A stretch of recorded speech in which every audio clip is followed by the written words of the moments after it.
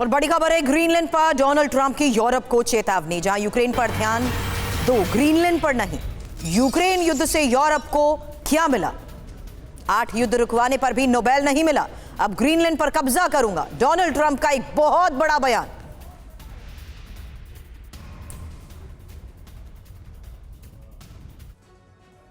और Donald Trump का Denmark पर बड़ा आरोप भी सामने आ चुका है। रूसी खतरे से ग्रीनलैंड की रक्षा में डेनमार्क नाकाम। डेनमार्क ने नाटो की चेतावनी को नजरअंदाज किया। अब अमेरिका इस मामले को हमेशा के लिए खत्म करेगा। अब समय आ गया है, हम इसे खत्म करेंगे।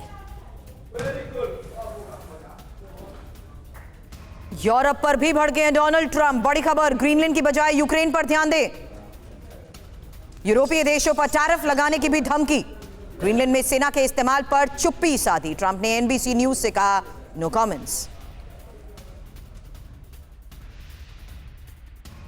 हालांकि डोनाल्ड ट्रंप ने यह भी कह दिया, नोबेल नहीं, इसलिए ग्रीनलैंड पर कब्जे का विचार।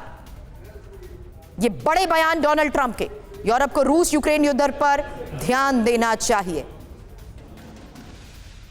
यूरोप को ग्रीनलैंड पर ध्यान देने की जरूरत नहीं। तो डोनाल्ड ट्रंप की यह चेतावनी, यूक्रेन पर ध्यान दो, ग्रीनलैंड पर नहीं। अब समय आ गया, हम इसे करेंगे। ग्रीनलैंड को लेकर डेनमार्क पर यूएस के आरोप।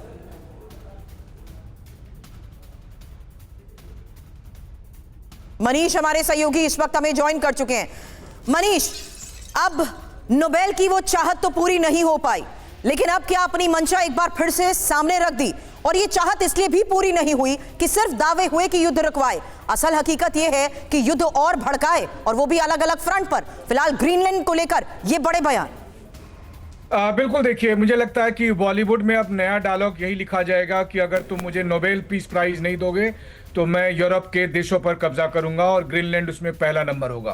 तो कम से कम प्रेसिडेंट ट्रंप इसी मोड में दिख तो रहे हैं, और यही बात उन्होंने नॉर्वे के प्राइम मिनिस्टर से भी कही है। ये अलग बात है कि नोबेल पीस प्राइज जो है वो एक कमिटी देती है, एक फाउंडेशन देता है, नॉर्वे या कोई दूसरा देश नहीं देता, लेकिन ट्रंप को कौन समझाए। बहरहाल, सबसे बड़ी बात यह है कि आज की तारीख में प्रेसिडेंट ट्रंप यूरोप के लिए और पश्चिमी जगत के लिए सबसे बड़ी मुसीबत बनकर आ गए हैं, और इस बात को खुलेआम ब्रिटिश लीडर कह भी रहे हैं। बल्कि ब्रिटेन के एक सीनियर लीडर ने संसद में ये बात कही कि प्रेसिडेंट ट्रंप एक इंटरनेशनल गैंगस्टर की तरह से काम कर रहे हैं और उनके खिलाफ सबको एकजुट होने की जरूरत है।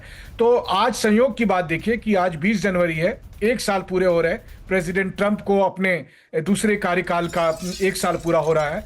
लेकिन इस 1 साल के दरमियान प्रेसिडेंट ट्रंप ने वैश्विक राजनीति में, और अगर आप कहें कि ग्लोबल ऑर्डर में, इस तरह का क्योस मचा दिया है कि अब हर किसी को ये लगता है कि या तो जल्दी से ट्रंप का कार्यकाल पूरा खत्म हो जाए, या फिर यूएस में ऐसी व्यवस्था बने कि ट्रंप को महाभियोग कराया जाए।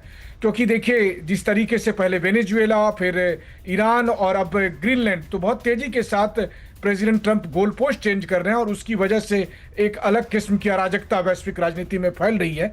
और सबसे बड़ी बात तो ये होने वाली है कि अगले कुछ घंटे के बाद जब ट्रंप वर्ल्ड इकोनॉमिक फोरम को संबोधित करेंगे तो देखना दिलचस्प होगा जब अमेरिकी की राष्ट्रपति यूरोप के प्लेटफॉर्म से ही यूरोप को कैसे धमकाते हैं। जी